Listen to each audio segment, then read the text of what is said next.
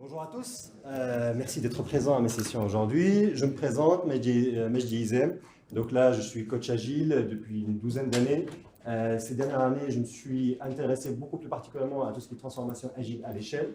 Et par conséquent, le domaine s'élargit un peu plus que juste sur les projets informatiques, IT. Et c'est pour ça que là, je vais vous donner un retour d'expérience aujourd'hui sur l'agilité hors IT. Déjà, commençons par un mot de remerciement par rapport aux sponsors qui nous ont permis de mettre en place cette conférence et ce moment de partage que j'apprécie particulièrement. Je vais commencer par une source d'inspiration. Donc là, ce que je vais vous décrire par la suite, bon, ce n'était pas quelque chose d'assez courant, assez conventionnel, mais moi, lorsque je vais vous décrire après la problématique à laquelle j'ai dû faire face, j'ai puisé une source d'inspiration dans le livre de Simon Sinek, Simon Sinek et son livre, Le Start with Why. Très bien. Moi, en tout cas, j'ai trouvé ça très inspirant parce que ça nous permet de nous reposer des questions, pourquoi on fait les choses, et ça permet aussi de reclarifier les objectifs. Pour ceux qui ne connaissent pas, là, Simon Sinek, il a parlé du Golden Circle, et lui il dit « Start with why ». Avant de commencer à faire des choses et tout, posez-vous la question « Pourquoi je veux faire ceci ou cela ?» Ça permet vraiment de reclarifier les objectifs à atteindre. Après, une fois que la question du « why » a été clarifiée, on va passer à la question du « how », qu'on va pouvoir réaliser ça. Et à la fin, on arrive au « what ». What, si on fait un peu une projection sur l'agile, le why, c'est un peu la partie culture, principe. Le how, c'est là comment on va essayer d'implémenter ça dans un cadre de projet informatique. Et le what, c'est vraiment les pratiques agiles, la rétrospective, le sprint planning, et ainsi de suite. Et là, ça a été une source d'inspiration très utile pour moi. Je vous encourage après, vous allez voir à la fin de la session, lorsque vous êtes confronté à un problème nouveau, non conventionnel, où il n'existe pas beaucoup de retours d'expérience sur le terrain, ça peut être intéressant de se reposer un peu cette vision-là de le why, le how et le what. Commençons par le why. Je vous donne le contexte. Donc là, l'expérience qui a été réalisée dans mon cabinet TMP. Donc, c'est un cabinet de conseil d'à peu près 500 collaborateurs avec un CA, un chiffre d'affaires d'à peu près 64 millions d'euros. Mais là, ce qui nous intéresse, c'est qu'il y a une équipe comptable, comme dans n'importe quelle société, et une équipe de comptabilité de 7 personnes qui gèrent différents aspects de la comptabilité, comme la paye et autre chose. Et là, l'activité qui va nous intéresser aujourd'hui, c'est la partie facturation. Pourquoi ? C'est parti d'une petite histoire. C'est parti d'un café. On a une terrasse assez sympa chez TMP. On prenait un café et j'ai discuté avec mes collègues là, comptables. Et on avait deux. Ils paraissaient épuisés, fatigués et tout. Et en discutant, mais qu'est-ce qui se passe? Pourquoi tu es là? Ils disent c'est le banque. À chaque fois, on a pour les factures, c'est la pression. Le pression un peu du top management, forcément les présidents et tous les directeurs. La facturation, c'est la trésorerie. La trésorerie, c'est quelque chose d'assez sensible dans une entreprise. Et là, on galère, on est fatigué. Et déjà, l'équipe, elle est épuisée, fatiguée. Là, tu vois mes cernes dans les yeux. Et là, après, il y a des retards, des erreurs dans l'émission des factures, ce qui, d'une part, impacte la trésorerie. Et comme ça crée un cercle vicieux, ça aussi, ça nous impacte en termes de pression, du management. On doit refaire encore les mêmes choses. Donc là, après la discussion, déjà, ça m'a un peu peiné, c'est un collègue que je connais depuis très longtemps, et ça m'a peiné cette situation. Et j'ai dit là, est-ce que je pourrais leur apporter de l'aide? C'était mon why, j'étais pas parti pour faire une expérimentation d'agile dans des équipes comptables, mais première chose à laquelle penser, c'est vraiment quelque chose de très émotionnel. Est-ce que je peux donner un conseil, quelque chose à mon collègue? Et donc c'est pour ça que mon why, lorsque après coup j'ai essayé de le formaliser, c'était vraiment aider cette équipe là de mes collègues à avoir un rythme de travail soutenable, tout en améliorant le résultat de l'activité. Et lorsqu'à un moment donné je me suis clarifié ça, j'ai dit, mais ça ressemble à des problèmes que j'ai vus dans ma expérience de coach. C'est des choses que j'ai déjà vues précédemment. Et petit à petit, je me suis reposé la question. Et là, on arrive au how. Pour la partie how, j'ai dit, mais ça, c'est quelque chose que j'ai vu précédemment. Et ça m'a rappelé le manifeste agile. En disant, un des principes du manifeste agile, c'est les processus agiles encouragent un rythme de développement soutenable. Après, on remplace développement par un mode de travail soutenable, ça paraît très très bien. Et je me suis rappelé aussi quelque chose d'autre par rapport à ce que, lorsque j'étais encore jeune, on m'a enseigné, on m'a dit, qu'est-ce qu'une pratique agile? Une pratique agile, on voit le Scrum, on peut avoir l'extreme programming, il y a énormément de pratiques agiles. Mais si on revient à l'essence, là, le coach qui m'a formé, il a dit, garde bien à l'esprit, une pratique agile, c'est un principe agile appliqué à un contexte donné. Heureusement, là, je me suis rappelé ça, et j'ai dit, et là, c'était un peu le déclencheur, on s'est dit, pourquoi pas adapter les principes de l'agilité au contexte de l'équipe comptable. Donc oui, ça marche très très bien dans les équipes de développement, dans les projets IT, et j'ai dit, oui, pourquoi pas faire ça. Et c'était mon rêve. Donc, qu'est-ce que j'ai fait in fine?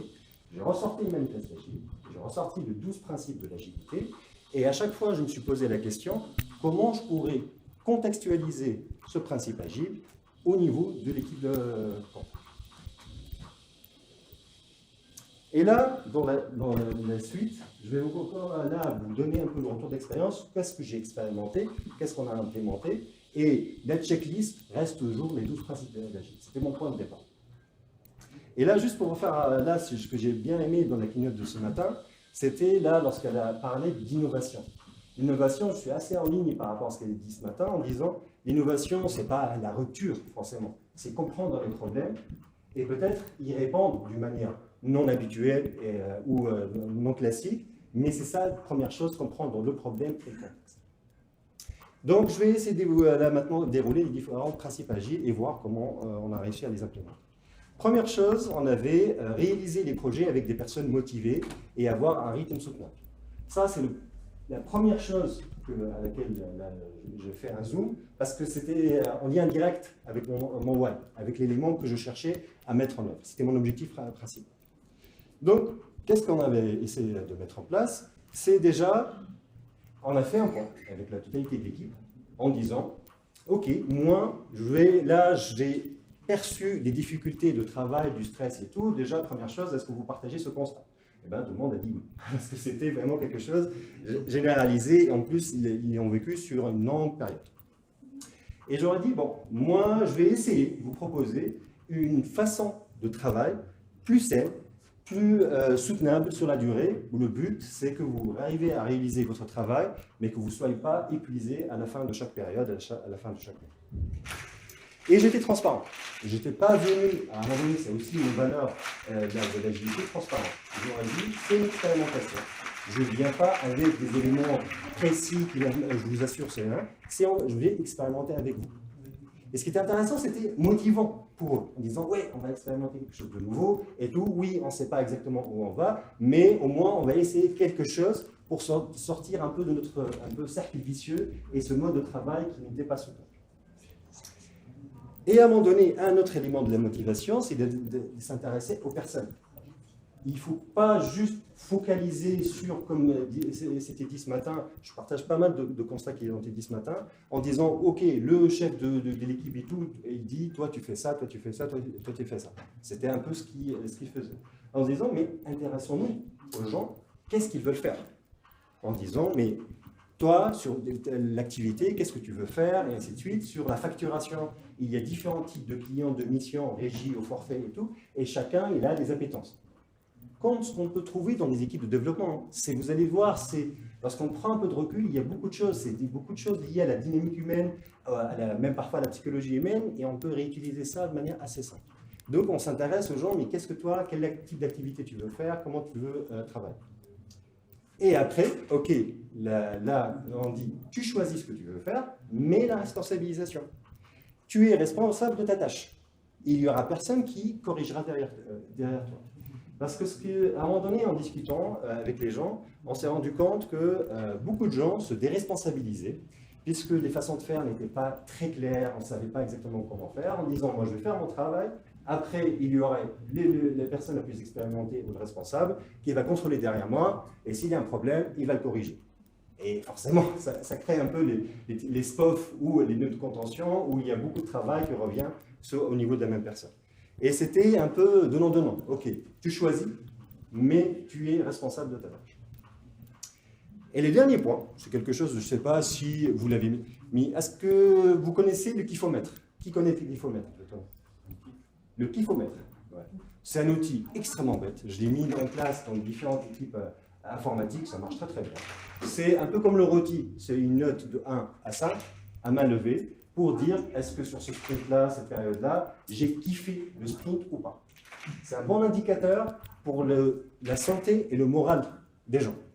Très simple et ainsi de suite. Moi, je suis dans une courbe et à un moment donné, lorsque je sens que le kiff, il augmente ou il est stable, c'est bon. Et que s'il commence à se dégrader, potentiellement, on a un problème.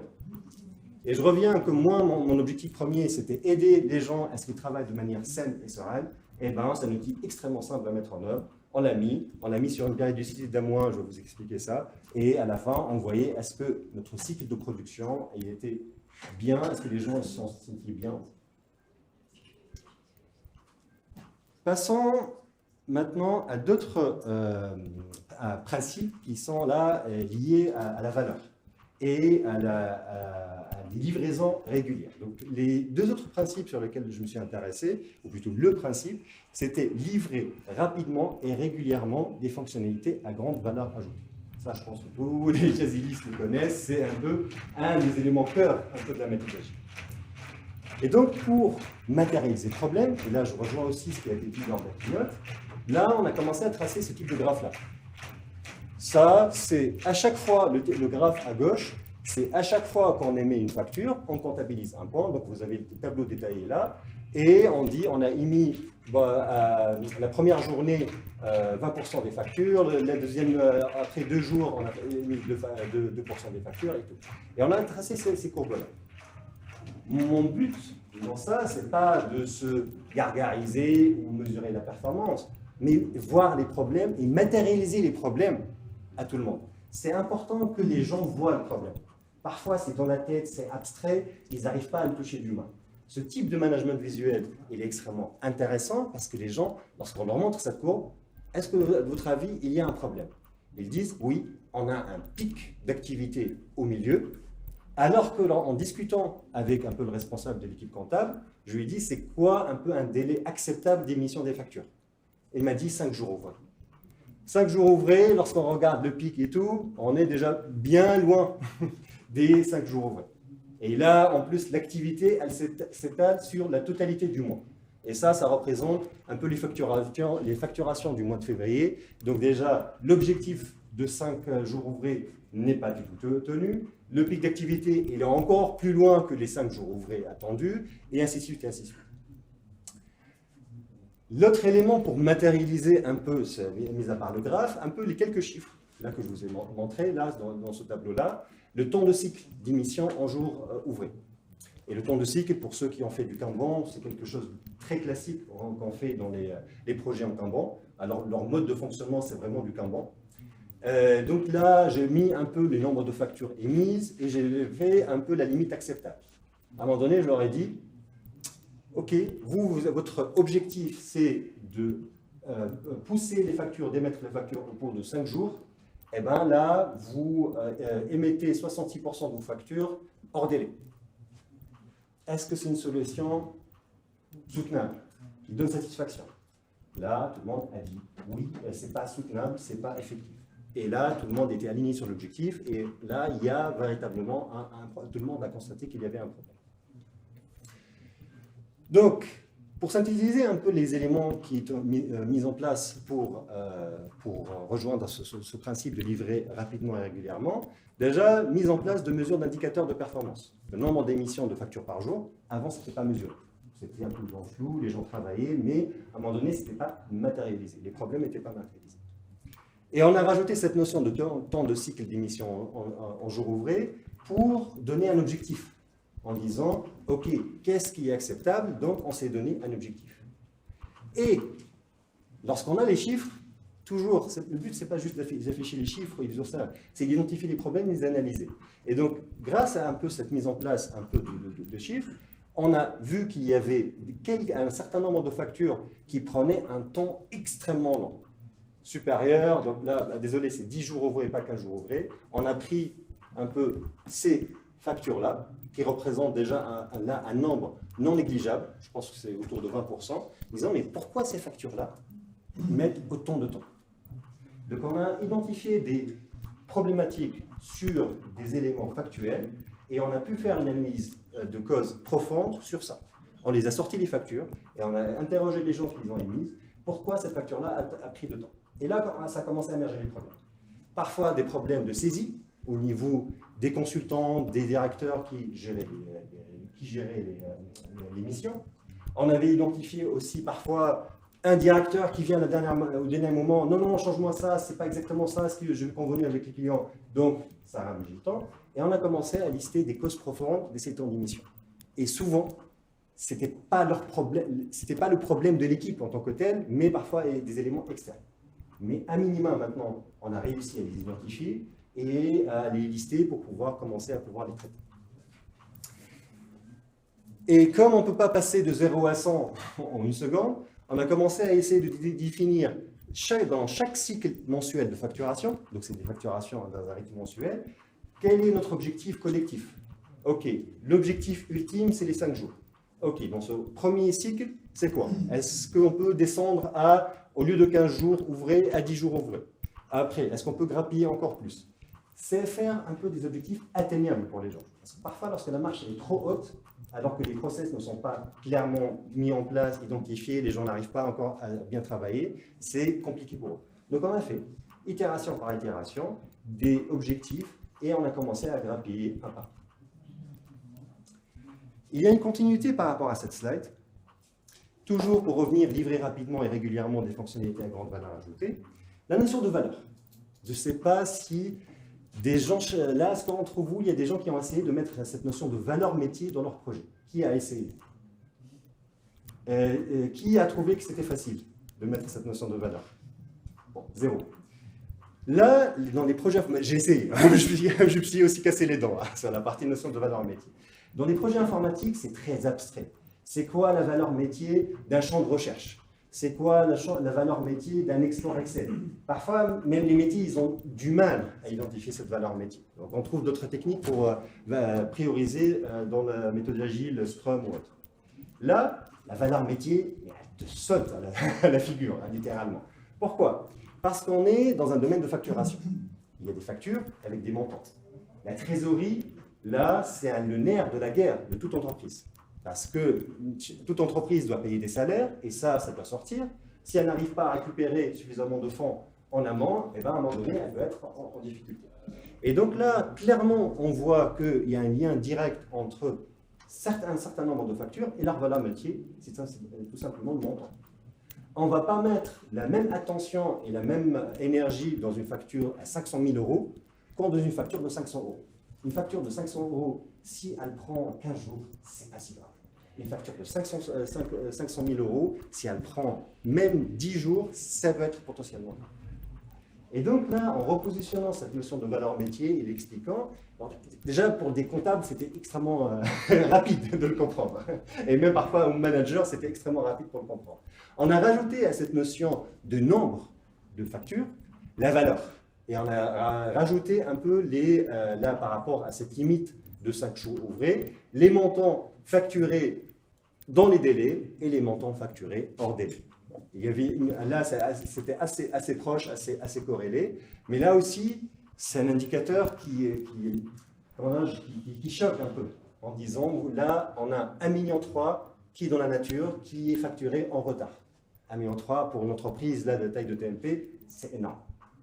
Donc, on se dit, là, ce qu'on va faire, là aussi collectivement, c'est on est en train de travailler pour l'entreprise aussi pour les objectifs et pour le bien de l'entreprise. Oui, il y a votre bien-être à vous, mais on va essayer de prioriser notre travail et trouver la bonne façon de faire pour aussi pour l'entreprise qu'il y ait des retombées positives.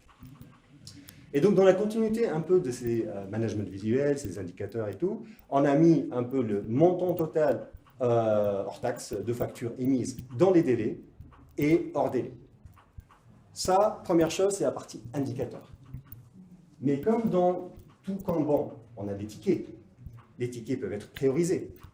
Là, la définition d'un ticket dans cette équipe, elle est simple. Une facture. Une facture égale un ticket. Et vous allez voir, il y avait un post-it et tout. Donc, quels sont les tickets par lesquels on doit commencer le plus rapidement possible? Eh bien, c'est simple. On regarde le montant de la facture, et c'est ça. Et comme ça, on espère que même si le nombre de factures n'est pas mais par exemple, on a 66% des factures qui sont émises hors délai, au moins on arrive à retourner la situation sur le montant et qu'on ait plus ces 37%, 63% et que ce soit un peu inversé. En tout cas, ça c'était assez lisible, clair pour eux, ils l'ont très bien compris et c'était assez simple à mettre en œuvre. Un peu de temps. Ok, on est pas mal. Le troisième principe, ou le quatrième principe, un logiciel fonctionnel est la principale mesure de progression.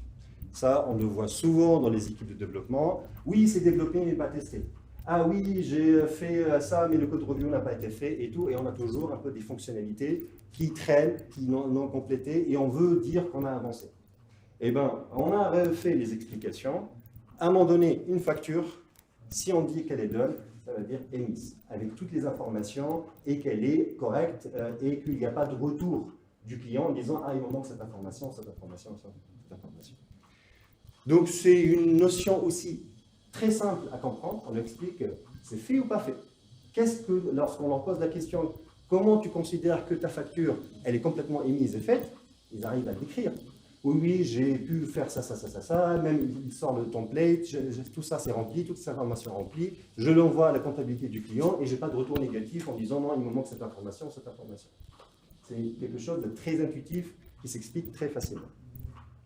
Et donc on a convenu avec eux en disant, ok, nous pour dire, là, pour tracer les graphes que je vous ai montrés précédemment, c'est done ou pas done. Est-ce que la facture est mise et elle a reçu par le client, il a confirmé que c'est bon ou pas done. Si il y a un retour, je comptabilise que ce n'est pas fait. Donc ça, déjà, on s'est aligné sur ça. C'est quelque chose qu'on fait souvent dans les équipes de projet informatique, ce n'est pas nouveau. Et pour aider les gens, parce que dans cette équipe-là, on avait des gens qui étaient plus ou moins seniors déjà, et comme il y avait des subtilités entre les différentes factures, parce qu'une facture en régie, ça n'est pas la même chose qu'une facture en forfait. Qu'en fonction de la business unit de TMP, si les factures n'étaient pas émises de la même façon. Certains directeurs demandaient une validation de leur part avant d'émettre la facture, d'autres ils disaient c'est pas grave, émettez. Parfois c'est en fonction du montant de la facture. Donc il y avait des subtilités entre les différentes factures, donc on les a tracées. Et même parfois il y a des subtilités en fonction du client. Certains clients ils demandent tel type d'information, d'autres clients demandent tel type d'information, d'autres demandent des templates. Parfois, certains ils disent il faut saisir la facture dans mon outil finance. D'autres ils disent il faut les mettre par mail à telle adresse. Donc il y avait des subtilités. Et c'était une des causes des problèmes, des erreurs, c'est que les gens ne maîtrisaient pas exactement ce qu'ils faisaient, en tout cas les subtilités. Donc parfois il y avait des retours, il y avait des retards et tout. Et donc, bon, l'idée est un peu bête et méchante, faisons des checklists. On a identifié déjà on a identifié les grosses catégories. On a demandé aux gens qui étaient expérimentés sur ce type de client, ce type de BU et tout, en disant quels sont les éléments qui permettent de dire que la facture elle a été complètement faite et tout.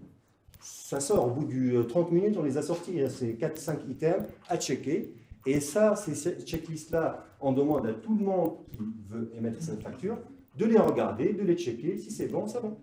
Il peut envoyer.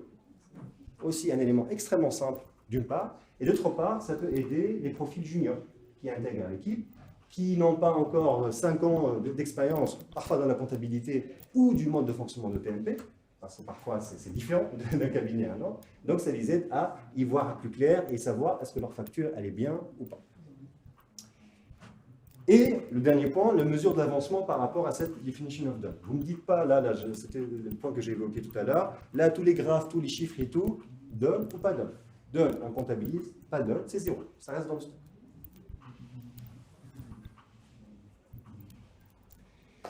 La méthode la plus efficace est le dialogue en face à face. C'était assez étonnant, je pense que vous l'avez vu aussi dans les projets informatiques, toutes les équipes comptables sont dans le même bureau, mais souvent ils se parlaient par mail, interposés. Ils sont juste à 2 mètres, mais parfois ils s'envoient des mails et tout. en se disant, bon, je pense que l'être humain fonctionne mieux lorsqu'on discute à l'oral.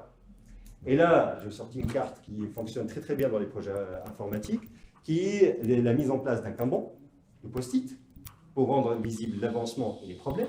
Toujours, je reviens sur le management visuel, c'est pas juste pour se gargariser, non, non, c'est lorsqu'on a un gros bloc de tickets coincé dans une étape, il y a un problème. Et là, tout le monde le voit. Hein? Et le daily.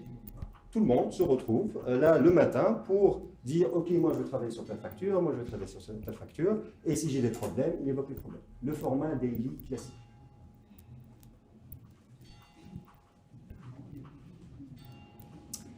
À intervalles réguliers, l'équipe réfléchit au moyen d'amélioration, de s'améliorer. Ça, là, ce schéma-là, je le sors, je ne sais pas si vous l'utilisez, je le sors tout le temps et c'est tellement parlant, tout le monde dit oui, on est dans ce cas-là. Et ça fait rigoler tout le monde. On se dit oui. Et ça, c'est le cercle vicieux. Ils étaient sous pression, en retard, à la bourre, donc ils font, ils refont toujours les mêmes bêtises. On a dit, ok, nous, nos cycles, c'est un mois. Parce que c'est au bout d'un mois qu'on a terminé tous les factures. Les cycles là, c'est vraiment des cycles mensuels. Le mois de février, ils émettent les factures du mois de février et tout. Et bien, à la fin du cycle, on se prend une heure, avec toute l'équipe, et on se dit, là, on sort un peu les chiffres que je vous ai présentés tout à l'heure. Déjà, faire une restitution, c'est un peu comme le sprint review. Voici ce qu'on a fait. Déjà, là, regardez, est-ce que sur les objectifs, c'est atteint, pas atteint? Et est-ce que chacun peut s'exprimer, c'est un modèle post-it et rétro très très classique, post-it et tout. Est-ce que est-ce qu'il y a des difficultés particulières et tout? On sort les difficultés et on fait des plans d'action d'amélioration pour tout. Et ils ont vraiment apprécié ce moment où on s'assied et on essaie de voir les problèmes. Et c'était bénéfique aussi bien pour les gens qui étaient seniors expérimentés, parce que ça leur permettait d'entendre les problèmes des juniors, et les juniors étaient aussi intéressés parce qu'ils pouvaient s'exprimer et dire « Ah, là, j'ai des difficultés sur ça, ça, ça », parce que parfois, ils avaient un peu honte, ils n'avaient pas confiance pour s'exprimer face à l'équipe, en disant « Ouais, ça ne marche pas ». Ils essaient de trouver des moyens et tout, ils n'osent pas parler et tout, mais là, comme c'est un moment dédié pour évoquer les problèmes, ils vont discuter, bien évidemment, de la bienveillance, je coachais ça, et donc tout le monde a trouvé ça extrêmement utile, et après, les plans d'action sont suivis dans le Kanban. Très classique.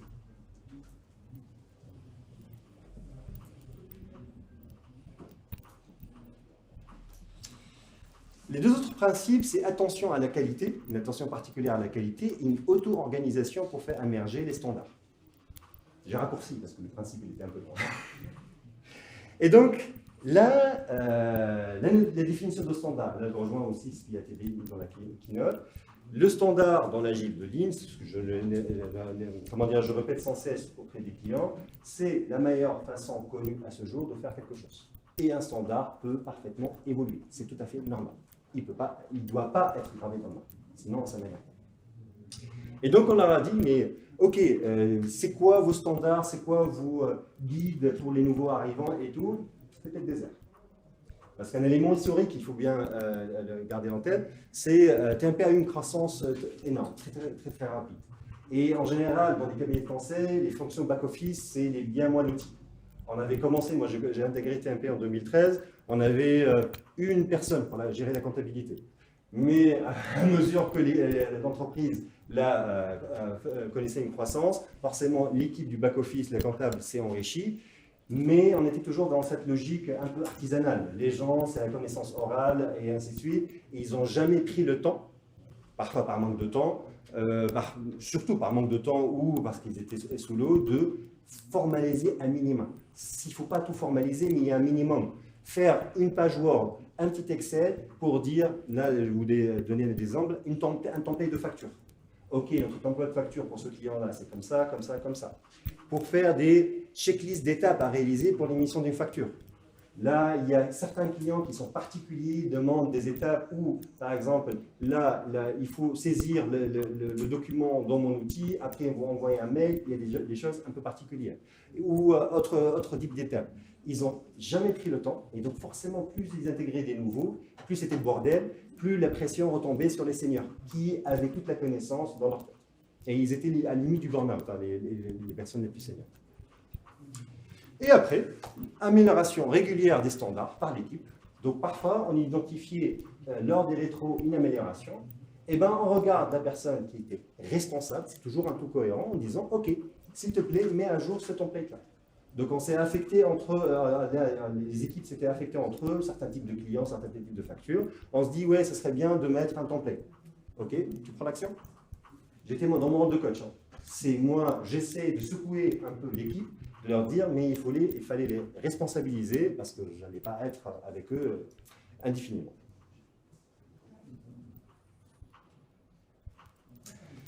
Minimiser les tâches parasites et accepter le changement. Cette équipe, elle était tellement agile qu'elle changeait toutes les 2 secondes. Et ça, je ne sais pas si vous avez rencontré ça dans vos projets informatiques. Les demandes de changement de rajoute-moi ça, fais-moi ça, c'était toutes les 2 minutes. Et parfois, ça descend directement du président de TMP, donc c'était un peu compliqué. Et donc, lorsque je les ai observés un peu, ils étaient un peu comme ce schéma-là, entre le mail, entre le téléphone et tout. Il commence une tâche, il arrête, il fait et tout. Et en général, c'est très peu productif. Je ne sais pas si vous connaissez ce petit exercice-là, je le fais souvent dans les équipes en disant arrêtez le multitasking, c'est improductif.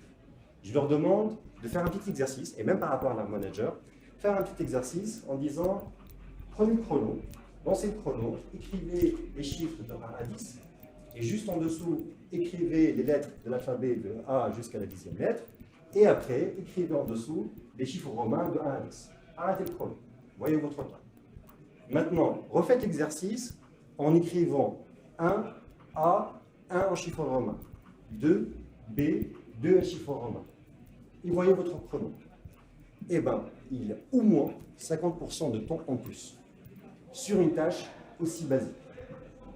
Imaginez sur des tâches beaucoup plus complexes où il y a beaucoup de contexte à garder à l'esprit, une facture, des montants et tout, il manipule beaucoup de montants, de la TVA à 10%, à 15%, des choses comme ça. Je leur dis, mais réellement, en temps effectif, dans votre journée, de 8 heures, vous produisez, allez, 5 heures au maximum, voire 4 heures. Tout le reste, c'est du temps perdu. C'est lié juste à l'esprit et aux mains. Lorsqu'on change d'une tâche à une autre, il y a un contexte switching dans le cerveau qui fait perdre du temps. C'est un peu comme les machines, comme les ordinateurs. Et ça, parfois, ce petit exercice-là est très révélateur parce qu'il le voit par l'exemple que c'était très peu productif. Et on dit, arrêtez le multitasking. Un mail peut attendre. Vous ne devez pas répondre au tac au tac, et ainsi de suite. Quelqu'un qui vous appelle, je te rappelle dans 5 minutes. Je te rappelle dans 10 minutes, j'ai une tâche à la faire. Et ça permet d'améliorer la productivité individuelle et par conséquent la productivité collective. Donc on a essayé de mettre en place quelques techniques de productivité individuelle. Et il y en a plein, le Pomodoro, il y a des choses, mais chacun, moi je leur ai donné un peu l'objectif, en disant, trouvez votre moyen pour éviter de vous éparpiller tout le temps sur différentes choses. Et commencez un certain nombre de tâches, prenez une demi-heure, restez concentré sur l'émission de vos factures sur une demi-heure, après prenez 10 minutes, un quart d'heure pour revoir les mails, et après reprenez les factures. Comme ça, au moins, il y a des petites séquences où les gens sont clairement focusés sur ce qu'ils travaillent. Ça, je reviens un peu, forcément mon background c'est les projets informatiques, pourquoi on essaie de faire des sprints, on dit pendant le sprint ça ne change pas. C'est pour éviter ces perturbations-là et pour donner une unité de temps de travail stable pour les gens pour travailler. Oui, on peut être agile, mais si on pousse le bouchon trop loin, ça devient chaos. Ça devient vraiment chaotique et personne n'arrive à travailler.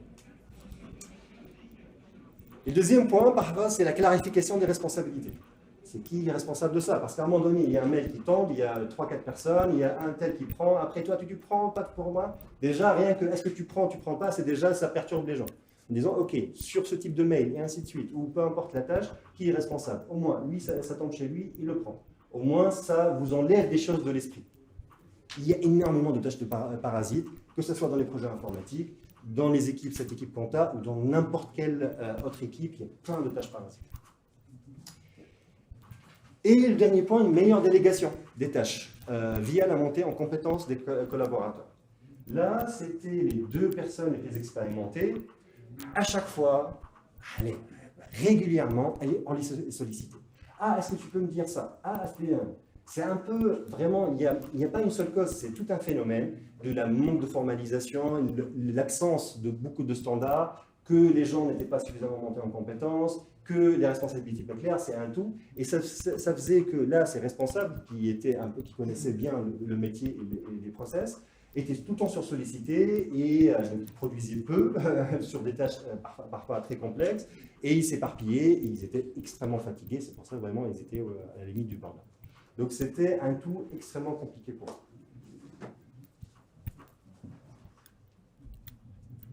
Et après, livrer une application fonctionnelle et faire collaborer le métier et les développeurs, bon, dans mon contexte, c'était non applicable. Bon, livrer une application fonctionnelle, bon, ça, c'est livrer les tâches. La tâche, elle était unitaire, une fois livrée. Donc, je n'ai pas trouvé quelque chose à faire sur ça. Et faire collaborer le métier et les développeurs, là aussi, c'était assez non applicable parce que les gens, là, limite, il y a trop de sollicitations par les managers, les directeurs sur ça. Donc, il n'y avait pas de souci particulier. Donc, j'ai fait aucun effort sur ces axes-là. Mais comme ça, j'ai pu faire un peu la checklist et vérifier que j'ai rien oublié, parce que moi, ce que j'apprécie beaucoup dans le manifeste agile, c'est un tout cohérent. Et là, après 12 ans d'expérience, j'ai pas trouvé un nouveau principe et tout. Là, sincèrement, ça couvre 90% des besoins pour rendre une équipe agile et livrée vraiment de manière efficace. Voilà. Donc, les succès et les points d'amélioration. Malheureusement, tout n'est pas rose, tout n'est pas bien. Donc, les succès, c'est quand même, on a réussi à améliorer le niveau de motivation de l'équipe. Et là, personnellement, j'étais particulièrement fier, puisque ce n'était pas aussi le jour et la nuit, mais il y a une pente positive, une amélioration positive, et je reviens, c'était mon objectif premier. Même si les performances n'étaient pas au rendez-vous, ça s'est amélioré, mon objectif premier, c'était les gens, la motivation des gens, et j'ai constaté des effets positifs, et j'étais personnellement fier.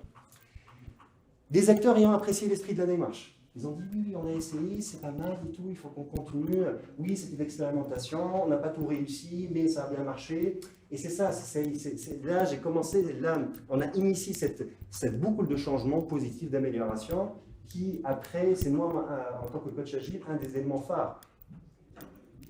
On n'est jamais parfait du premier coup, on n'est jamais parfait sur le deuxième coup, mais si on est toujours en train de s'améliorer, moi personnellement, je considère que j'ai réussi mon coaching.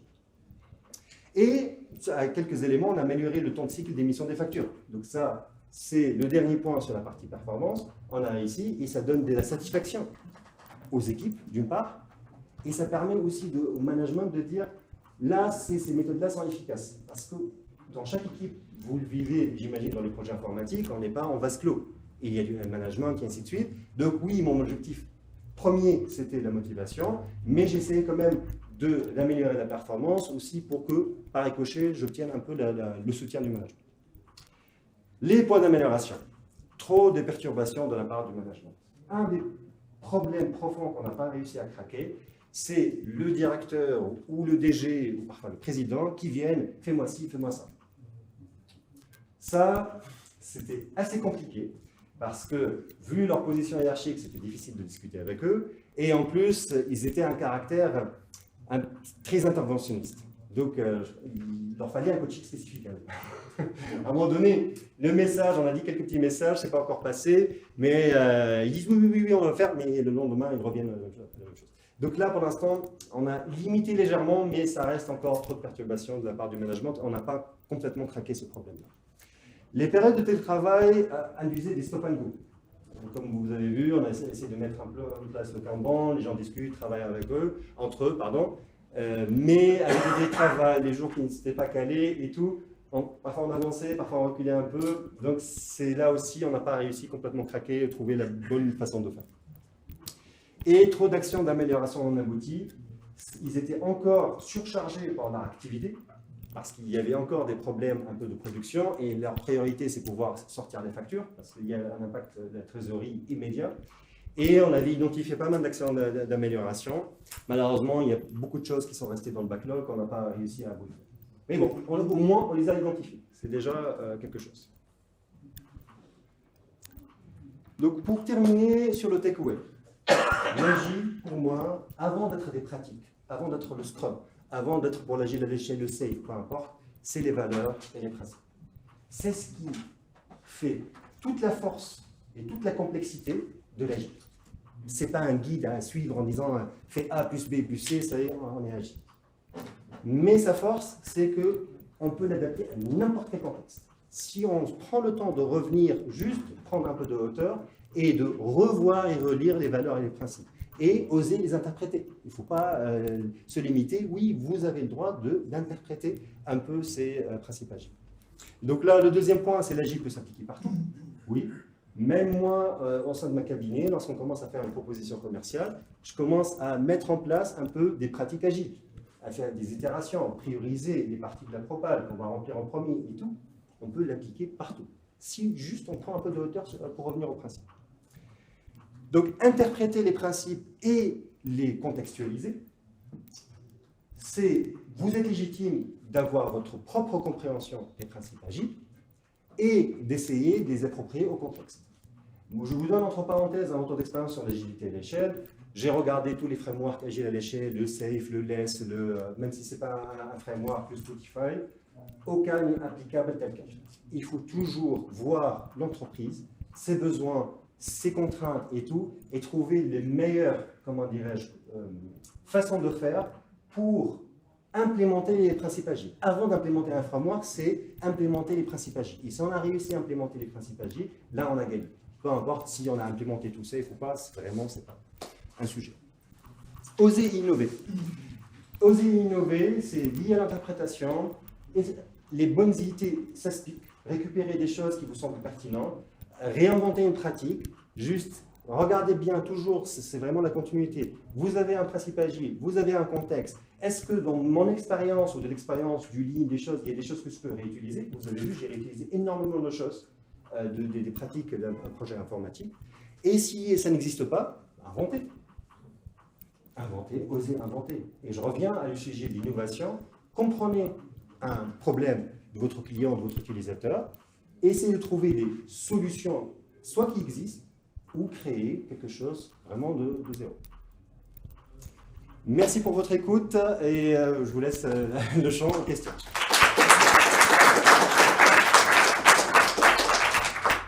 Oui. Comment tu fais pour mesurer que les actions qui ont été décidées, les actions d'amélioration décidées en rétro, ont un impact positif ou pas? Je reformule ma question. Ouais. Est-ce que tu nous as montré que tu mesurais le nombre de factures ou le montant total facturé? Oui. Par exemple, au mois de février, il y a 28 jours, au mois de mars, il y a 31 jours. Donc au mois de mars, j'imagine qu'il y aura plus de factures, mathématiquement, qui auront été sorties. Comment tu fais pour faire la part des choses entre les deux, entre les actions d'amélioration, leur effet, et puis finalement d'autres paramètres qui peuvent modifier le résultat? Donc, très bonne question. Il y a, comment dirais-je, deux façons déjà. Première chose, on va voir est-ce que ça a un impact. Un impact un peu factuel sur les chiffres ou sur les coûts. Déjà, pour voir factuellement est-ce qu'il y a un impact. Mais j'oublie jamais de demander l'avis comment dirais-je, de l'équipe. Parce que les actions d'amélioration, les actions d'amélioration, soit il y a un impact sur le court terme, soit des impacts moyens et long terme. Si c'est un impact court terme, rapidement on va le voir matérialiser. Si c'est un impact parfois moyen et long terme, donc là, les équipes vont commencer à dire oui, ça va mieux. C'est un peu le ressenti en disant ça m'a aidé de le faire. Ok, c'est pas complètement abouti, mais je sens réellement que ça va mieux. Et le fait d'avoir le retour des personnes, c'est concrètement sur le terrain, est-ce que ce qu'on a fait les a aidés? Parce que parfois, on décide d'actions d'amélioration. Pour une raison XY, indépendante de ces actions d'amélioration, les chiffres s'améliorent. Mais ils disent non, mais c'est pas ça. C'est parce qu'on a eu un effet autre, parce qu'on avait un stagiaire, je dis n'importe quoi, un stagiaire qui nous a aidés pendant 2-3 jours, ou parce qu'un certain nombre de factures étaient prêtes par le directeur ou autre chose. Donc oui, c'est l'analyse des deux phénomènes, le factuel et aussi le ressenti des gens, qui nous permet de savoir, un peu dans la boucle PDCA, est-ce que cette action d'amélioration a été efficace ou pas. Ce n'est pas une science exacte, oui, je te confirme, mais il faut se baser sur le retour terrain, sur l'efficacité de ça par rapport au ressenti. Les gens qui travaillent, moi je reste le coach, mais c'est eux qui manipulent. Ils disent oui, ça a un effet, oui, pour l'instant, pour d'autres raisons, on n'a pas fait, mais moi, au quotidien, ça m'aide. Ok, une question derrière, oui. Je vous remercie beaucoup pour tout ce que vous avez présenté dans l'équipe d'aujourd'hui, même si c'est que une équipe IT, des objectifs sur un mois, transparence sur les problématiques, les dispositifs, vraiment tout mis en place. Le seul problème, et c'est dommage parce que du coup, vous n'avez pas eu à faire ça, c'est le relation métier-dev. Aujourd'hui, j'ai pu remettre tout en place au niveau de l'organisation de l'équipe sur ce qui est existant et sur les projets qu'on a, mais on a du mal à communiquer avec les métiers, sachant qu'on n'a pas de PO. Et du coup, on n'avance pas forcément sur l'évolution ou la pérennisation du produit. On est plus sur, on a des sujets, on va faire un peu en mode projet IT, IT, et j'aimerais bien, maintenant que l'organisation, comme vous avez dit, le mindset a changé, les gens se sentent mieux, ça se passe mieux, j'aimerais bien m'orienter maintenant de plus en plus vers une collaboration un peu plus avec l'IT et recentrer l'activité sur des produits dont on est responsable et qu'on fait évoluer. Comment du coup Moins sur cette relation entre un peu l'équipe IT et le métier, que parfois on a des, comment dirais-je, un PO ou pas. Moi, je pense qu'il y a deux moments clés pour avoir cette relation et aussi gagner la confiance du métier, parce qu'à un moment donné, c'est une relation de confiance. Première chose, c'est lorsqu'ils vont exprimer leurs besoins, c'est ce sentiment d'être écouté, qui est extrêmement important. C'est une question de posture. Peu importe qui discute avec eux, ils doivent vraiment transmettre, et vraiment c'est du soft skills, que je suis à votre écoute. Je peux vous challenger, mais je suis à votre écoute. Ça, il faut qu'ils se sentent écoutés. Et après, le fait de montrer via les démos les résultats. Ça crée ces cycles très courts, des moments clés d'échange, et qui, par un cercle vertueux, va permettre de créer la confiance et qui va permettre d'intéresser les gens à mon produit, d'être à l'écoute. Je vous donne un retour d'expérience que j'ai eu dans une grande banque. On avait un produit à faire pour plusieurs directions, c'était vraiment plusieurs directions et tout. Et donc on avait quelques interlocuteurs clés avec qui on discutait, mais on voulait toucher beaucoup plus large, et vraiment les utilisateurs. On avait discuté sur l'expression de besoin sur nos relais locaux, et on leur demandait d'aller voir les utilisateurs pour recueillir. Donc, et on a créé une relation de confiance avec nos interlocuteurs directs, pour se leur dire, vous faites vraiment partie prenante du projet, on ne vous sursollicite pas, on vous voit régulièrement, la régularité elle est importante pour vous écouter et échanger.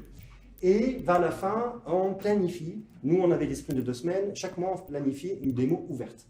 On crée le Skype à l'époque ou le Teams, et on disait, on invite un certain nombre de personnes, et après vous pouvez transmettre. Ce qui était intéressant, avec le soutien un peu de nos interlocuteurs directs, et avec un peu ce phénomène de démo régulière, on a eu un effet communication de bouche à oreille formidable. Première démo, on a eu 10-15 personnes. Deuxième démo, on a eu 25-30. Troisième démo, on a eu dans les 50. Et quatrième démo, on a eu dans les 115. C'était une démo avant. Et là, ce qui était intéressant, c'était le bouche à oreille avait fonctionné. Parce que l'invitation Teams, ça n'avait pas changé. Mais comme il y avait ce sentiment que lorsqu'on entendait un besoin, une demande ou quelque chose, ou un retour lors des démos ou par là, on essayait de l'intégrer. On montrait clairement qu'on les écoutait et qu'on créait le produit pour eux.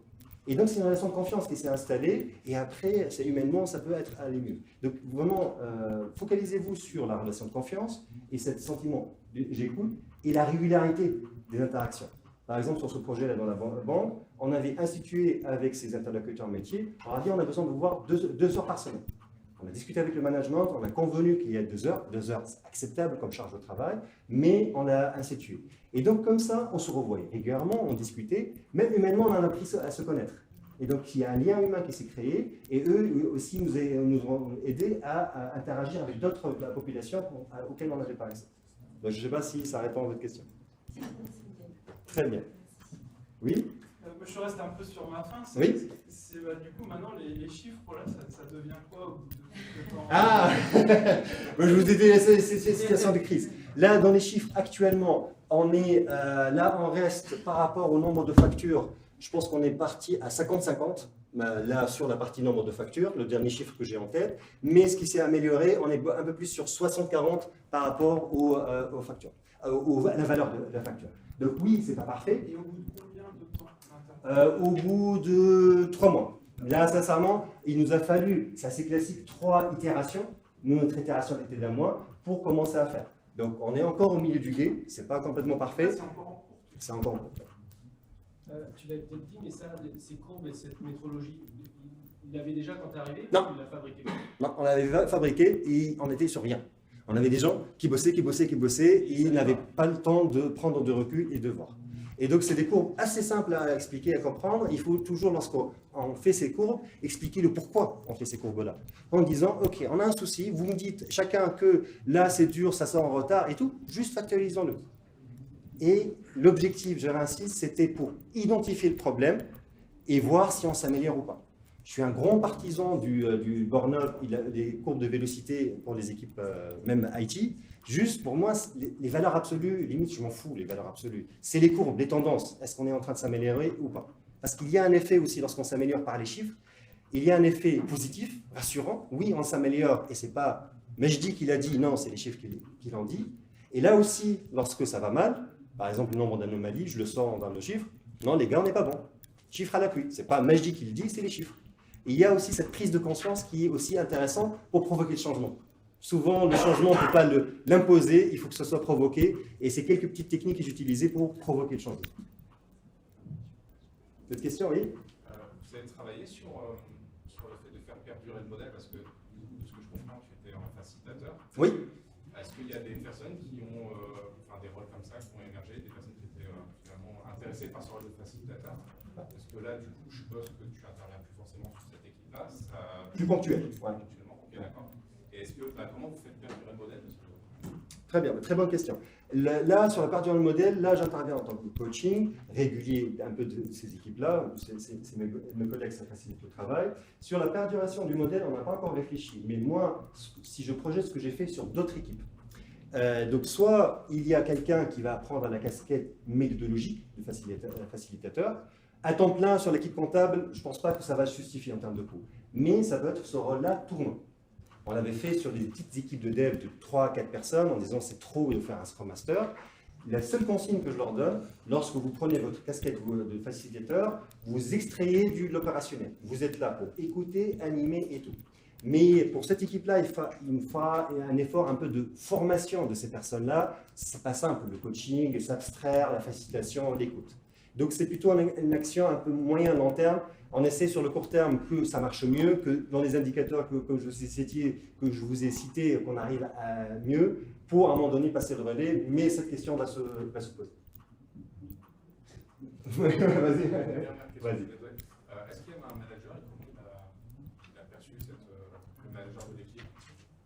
Donc il y avait un responsable au sein de l'équipe, il était partie prenante de l'équipe, il est avec eux et tout, c'est le collègue qui était au bout du rouleau que j'ai vu au début de l'histoire. Donc il était partisan, c'est parce que ça l'aide particulièrement.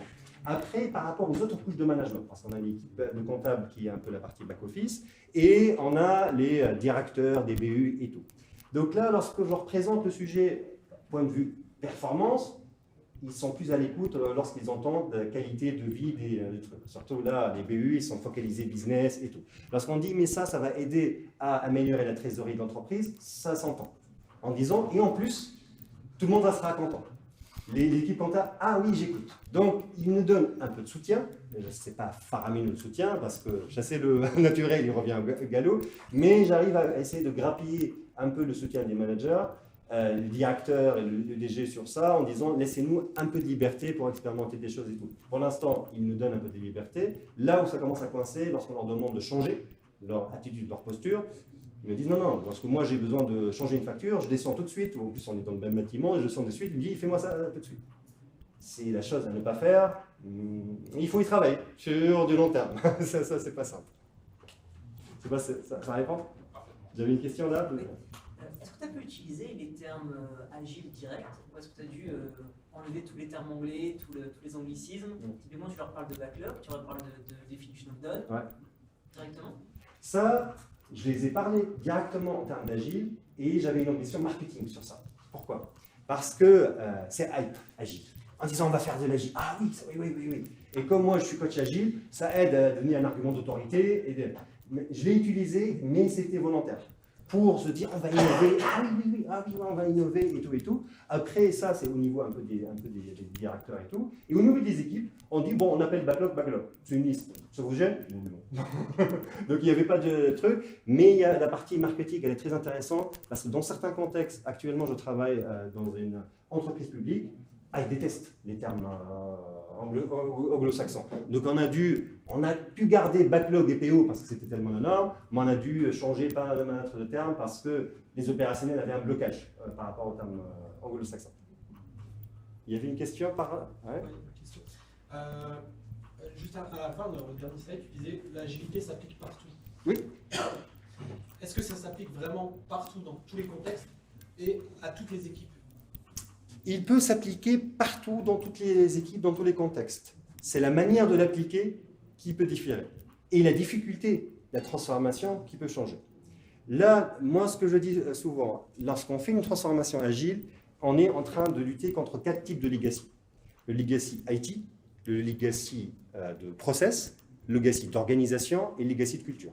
Et je l'ai donné par difficulté croissante de transformation. Parfois, on a une application qui était en nouvelle techno et tout, donc là, ça ne pose pas de problème, mais on trouve des difficultés au niveau des process existants. On se dit, par exemple, pour le test, il faut que l'équipe alpha teste et elle est en dehors, c'est une équipe centralisée et tout. Donc, il faut les intégrer. Parfois, en termes d'organisation, non, cette personne-là, il a dans sa fiche de poste un tel, je ne peux pas le mettre en tant que de PO et tout. Donc, oui, ça ne peut pas appliquer partout, c'est la complexité de la transformation qui peut différer. Un. Et deux, quels sont les éléments pertinents que je vais mettre en œuvre pour que j'atteigne les objectifs de l'agilité. Et là, je te donne un exemple complètement à l'extérieur, faire une proposition commerciale en agile. Oui, ça peut se faire. Juste, on prend la notion d'itération, priorisée par la valeur, quels sont les éléments de la proposition commerciale qui vont nous permettre de gagner cet appel d'offres.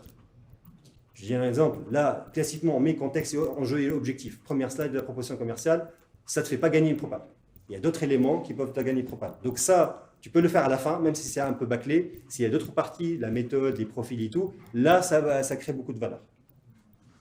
On peut même, j'ai vu une fois un coach qui m'a raconté comment il a organisé son mariage en agile.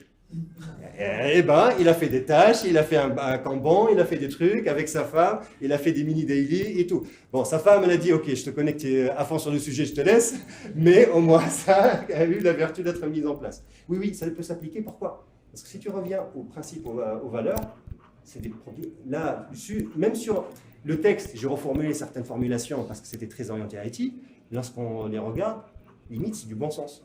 Et souvent, lorsque dans mes formations, je leur dis, est-ce que ce que je vous explique, c'est déconnant, c'est du bon sens? Tout le monde s'est dit, c'est du bon sens. Je ne sais pas si j'ai répondu à ta question. Si, complètement. Merci. Très bien, il y avait des... Oui. Vous parlez des normes et des standards et oui. en fait, finalement des niveaux de qualité. Est-ce qu'il n'y avait pas de conflit dans l'équipe qui, malgré ces normes et standards partagés, n'avait pas intérêt ou n'arrivait pas à atteindre un certain niveau de qualité? Le contrôle n'était pas fait, dans la checklist, en fait, les deux derniers, ils étaient passés à là, c'était pas grave pour eux. Ouais. Donc là, sur l'intérêt, je pense que je vois deux parties dans ta question. L'intérêt, vu que c'était un peu chaotique le mode de fonctionnement, ils disaient oui. Surtout, il y avait des juniors, ils disent oui, on doit l'avouer, on ne sait pas exactement quoi faire. Et tout. Après, sur la deuxième partie, est-ce qu'ils respectaient ou pas? Là, souvent, ce que j'essayais de faire, c'était les owners des actions, ou en tout cas du domaine, qui définissaient le standard. Donc ça limitait le fait que c'est le chef qui définit son standard qui n'était pas en adéquation avec le besoin. Ce que je demande, par exemple, à un junior qui prend un client pour faire la facturation d'un client, ok, tu commences par un draft, tu vérifies avec le responsable, parce qu'il a un peu plus de connaissances que toi, est-ce que ta checklist ou tout, elle est bien. Si c'est bien, tant mieux. S'il y a des améliorations, tu l'améliores. Et donc, comme ça, j'ai essayé de vraiment, en termes de délégation, de responsabilisation, c'est les gens responsables qui définissent un peu leur standard. On peut prendre l'exemple dans les équipes informatiques. Si l'équipe de dev, c'est elle qui définit son architecture technique et applicative, c'est plus efficace que c'est pendu par la cellule d'architecture transverse, qui est extrêmement loin. C'est le même mécanisme. Et là, on n'a pas eu des retours particulièrement négatifs, il y a eu des oublis en disant on a fait évoluer les standards. Oui, ça c'est certain, en avançant on a oublié des choses et tout, mais des standards complètement hors sol, on n'a pas eu ce cas. Question? Est-ce qu'il reste d'autres questions? En tout cas, merci beaucoup, ça m'a fait beaucoup plaisir, vos questions, vos interactions, merci beaucoup.